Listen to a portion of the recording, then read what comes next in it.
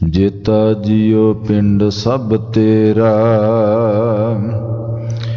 तू अंतर जामी पुरख भगवान।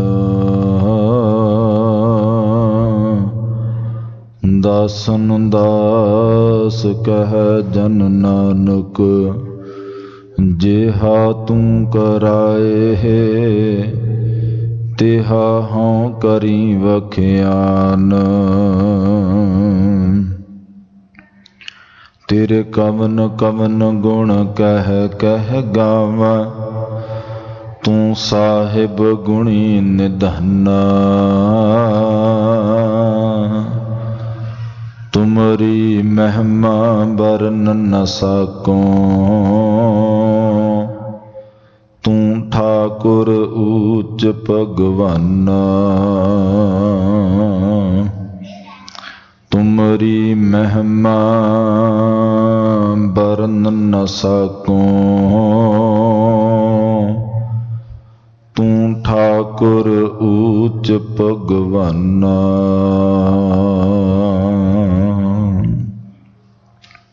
पतत पावन भगत वत्सल कृपा दिख दाने, अमृत दे सोमे चवर छतर तख्त दे मालक, वालिए कुल आलम बादशाह दरवेश सतगुरु श्री गुरु ग्रंथ साहिब महाराज जी दी पावन पवित्र हजूरी अंदर सुभाईमान गुरु खालसा साध संगत जीओ। सतगुरां ने महान कृपा की है। हफ्तावारी समागमां दे दौरान अज दोपहर दे सुंदर दरबार सजे ने। सतगुरां दी पावन हजूरी अंदर रसमई तुरकी बाणी दे शब्दां दा कीर्तन होया है।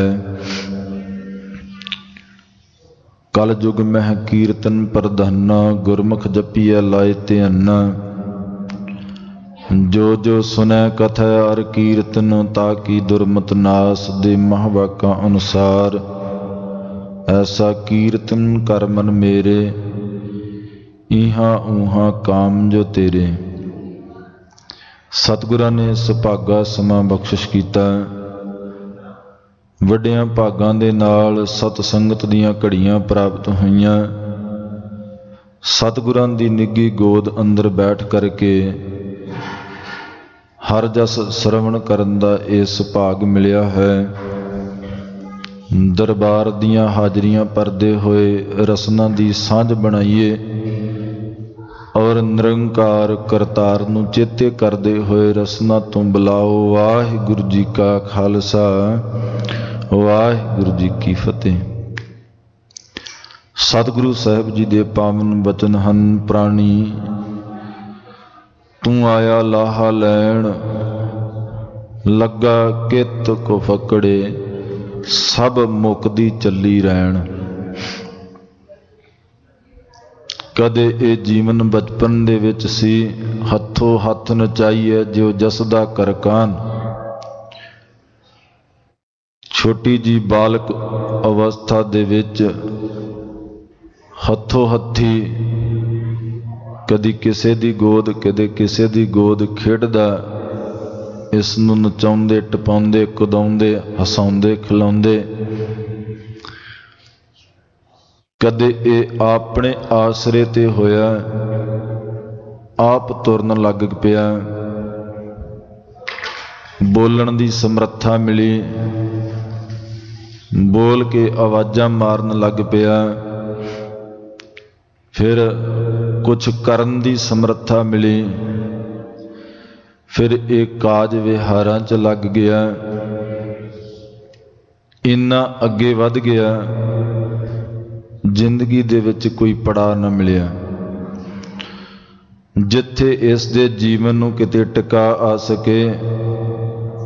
और उस टिका दे विच अपनी आत्मा दी खोज नूं लभण वास्ते परमात्मा का रस्ता चुन सके। जीवन के काज विहार इन्ने वधा चुका, हुण रुकावट नहीं। तुरदियां तुरदियां चलदियां चलदियां बचपना भी जलिया गया, जवानी भी चली गई, बुढ़ेपा भी आया ते वह भी चलिया गया। उस अवस्था दे विच आ गया, रुद्धा कंठ शब्द नहीं उच्चरे, अब क्या करे परानी। उठत बैठत ठेगा पर है, तब कत मूंड लुकई है। चार पाव दोय सिंह मुख गुंग, तब कैसे गुन गई है। उस अवस्था दे विच आ गया जिथे ना ते शब्द निकलदा बोलण वास्ते, ना हाथ पैर चलते ने कुछ करन वास्ते। फिर उसे अवस्था विच आ गया जिस अवस्था दे विच हथों हथ नचाई है ज्यों जसदा करकान। हुण कोई बचपन दी अवस्था दे वांग, बालक अवस्था दे वांग मूँह दे विच कोई पानी दी बूंद पा दे ते मूँह गिला, कोई टुक पा दे तां ढिड दी भुख मिट गई, कोई चुक के धुप्पे सावें कर दे ते हो सकदा अपना बल जांदा लंगा। सतगुरु पातशाह जी कहंदे, प्राणी तू आया लाहा लैण, कुछ लैण वास्ते आया सी इस संसार दे विच। वणजारिया स्यों वणज कर, वखर लिहो संभाल। वखर नाम है समय दा। तू समय दी संभाल कर। इस संसार दे विच वपार करन वास्ते आया ते उस वपार नूं करन वास्ते शुभ गुणां दा वणज कर। सत संगत रूपी हट ते आ, गुरु रूपी शाहूकार दे कोल आ ते ये तैनूं वपार करना दसणगे। बाबा कल्याण चंद जी ने श्री गुरु नानक देव सच्चे पातशाह महाराज जवान होए ने ते 20 रुपए दिते ने कि कुछ काज कर लो, कोई काम कर लो। सौदागर बनाउण वास्ते भेजिया, चंगा सौदा पा के आयो जिहदे विच लाभ ज़्यादा होवे। 7 बचन कह के चले गए। भाई बाला जी नाल ये सियाणे सन उम्र च। रस्ते दे विच तुरे जांदे चूड़ कणे नूं गए। जंगली इलाका है, एकांत जगह दे विच महात्मा संत रेण अपनी साधुआं दी टोली दे नाल समाधियां विच स्थित बैठे, कई दिनां दे भुखे लागों दी गुजरे, फिर वापस आ गए। भाई बाला जी इहदे नालों लाभ वाला सौदा कोई चंगा नहीं हो सकता। चंगा सौदा देख करके कि पिता जी का यह हुक्म सी कि जिहदे विच लाभ ज़्यादा होवे वो व्यापार करना, सौदा चंगा पाउणा। महात्मा नूं अर्ज कीती। महात्मा कहण लगे, इस असी बाजारां विच जाके अनाज नहीं लिआउंदे, ये कर्म भी तुहानूं करना पवेगा। गुरु नानक पातशाह जी ने गड्डे लद के लिआंदे, कई महीनों का राशन जमा कर दिता, उत्थे लंगर लगाया, वापस आ गए। आप आके पिंड की ढाब ते उहदी जंड विच लुक के बैठ गए। भाई बाला जी घर गए। बाबा कल्याण चंद जी पुछदे, व्यापार सोहना कीता? चुप कीते रहे। जे करतार दी निगाह वल झात मारदे ने ते व्यापार सोहना है, जे संसार दी वल निगाह मारदे ने तां ये व्यापार संसार दे पदार्थां दे विच नहीं गिणिया जांदा। कुछ लाभ नहीं होया, जिहड़े पल्ले सन वो भी गवा के आ गए। परमार्थ दी निगाह वल्लों लाभ ही लाभ है। बाबा कल्याण चंद जी ने पूछया 2 वारी ते कोई जवाब नहीं आया। तीसरी आवाज विच पुछया कि नानक कित्थे है। इशारे नाल दस दिता कि उन्हां नूं 2 दिन हो गए उत्थे बैठिਆਂ नूं, लुक के बैठे सन। उत्तों जाके कढ़ लियांदा, चपेड़ा भी मारियां, ताड़ना भी कीती, पर संसारी बाप की समझदा है कि ये व्यापार कैसा है। भैन नूं तरस आया, रोक लिया, अपने नाल लै गए। नवाब दे दौलत खान दे विच मोदी दे विच नौकरी कीती, उत्थे 13-13 तोलियां। मुंशी ने शिकायत की, नवाब जी ये नानक मोदी नूं लुटाई जांदा है। हिसाब होया, महाराज दे वल 720 रुपये वाधा निकल आया। इन्ना लटाउण दे बावजूद भी भारी गिणती विच वाधा निकलिया। सारे इलाके विच ये चर्चा है। गुरु नानक दे कोल जिहड़ा चलिया जांदा, नवाब दौलत खान दे मोदी खाने च जिहड़ा जांदा, उहदा मोदी खुले भंडारे दिंदा, कोई कीमत नहीं देखदा, वजन नहीं देखदा। लाइनां लगियां रहिंदियां। हिसाब कीता ते 720 वध गए। 2 वारी हिसाब होया, रकम वाधे विच आई। अखीर महाराज ने वो छड्ड दिता। संसार दे लोगां नूं ये होका दे के क्या, प्राणी तू आया लाहा लैण, लगा कित को फकड़े, सब मुकदी चली रैण। वणजारियां स्यों वणज कर, वखर लेहो संभाल। तैसी वस्त विसाही है, जैसी निभ है नाल।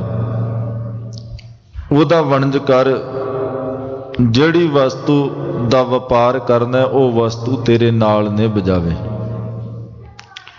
जिनी नाम ते आया, गए मसक्कत घाल, नानक ते मुख उजले, केती छुट्टी नाल। जिहड़ा कर्म तू कमाई करके कीता है, इस कर्म का फल तेनू मिलना ही मिलना है। चाहे वो पाप वाला है, चाहे पुण्य वाला है, चाहे निष्काम कर्मा वाला है। तिन्ना कर्मां दा फल अलग अलग है। एह कर करे सो एह कर पाए, कोई ना पकड़िया किसी थाए। जिस हाथ दे नाल पाप वाला कर्म करेगा, वो सजा हाथ नूं मिलेगी। दूसरा निर्दोष है, एक कलयुग का न्याय है। पाप करिंदड़ सर पर मुठे, अजराइल फड़े फड़ कुठे। दोजग पाए सिरजनहारै, लेखा मंगै बाणियां। चंगियाइयां बुराइयां, वाचा धर्म हदूर। धर्म राजा दे पास ये गल्लां वाचियां जानियां ने, इन्हां दा लेखा जोखा होना। पुन्नी पापी आखण नाहे, कर कर करना लिख ले जाहो। जे किसी ने पुण्य कीते ने पुण्य, ते पुण्य दान जो बीज दे, सब धर्म राय कह जाही। पुन्ना वाले नूं भी जाना पवेगा, पापां वाले नूं भी जाना पवेगा। जिन्हां ने निष्काम कर्म कीता, ना उन्हें पुण्य समझ के कीता, ना उसने पाप समझ के कीता।